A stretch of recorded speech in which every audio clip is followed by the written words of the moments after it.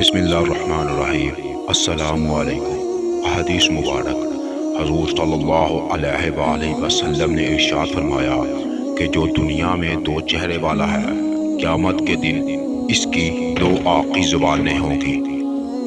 حضور نبی کریم صلی اللہ علیہ وآلہ وسلم نے ارشاد فرمایا کہ حسد کرنے سے بچو، کیونکہ وہ نیکیوں کو ایسے کھا جاتی ہے جیسے آگ لکڑی کو۔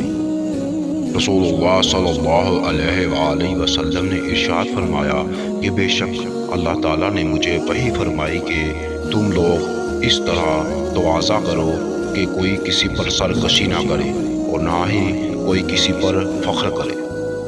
حضور اکرم صلی اللہ علیہ وآلہ وسلم نے ارشاد فرمایا کہ تم اپنے مرحومین کی اچھائیوں کو بیان کرو اور ان کی برائیوں سے زبان کو بند رکھو۔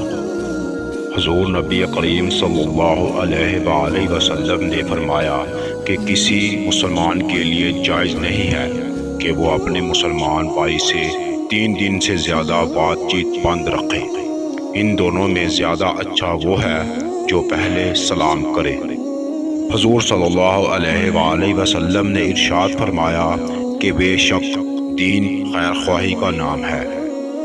حضور نبی کریم صلی اللہ علیہ وآلہ وسلم نے ارشاد فرمایا کہ بے شک اللہ تعالیٰ بندے کی مدد کرتا رہتا ہے جب تک بندہ اپنے بھائی کی مدد میں لگا رہتا ہے۔ حضور اکرم صلی اللہ علیہ وآلہ وسلم نے ارشاد فرمایا کہ بے شک قیامت کے دن تمہیں تمہارے اور تمہارے باپوں کے نام سے پکارا جائے گا تو تم اپنے نام اچھے رکھو۔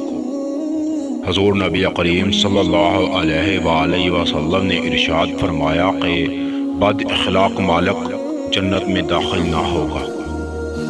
حضور نبی کریم صلی اللہ علیہ وآلہ وسلم نے ارشاد فرمایا کہ جو لوگوں کا شکریہ ادا نہیں کرتا وہ اللہ کا شکر ادا نہیں کرتا۔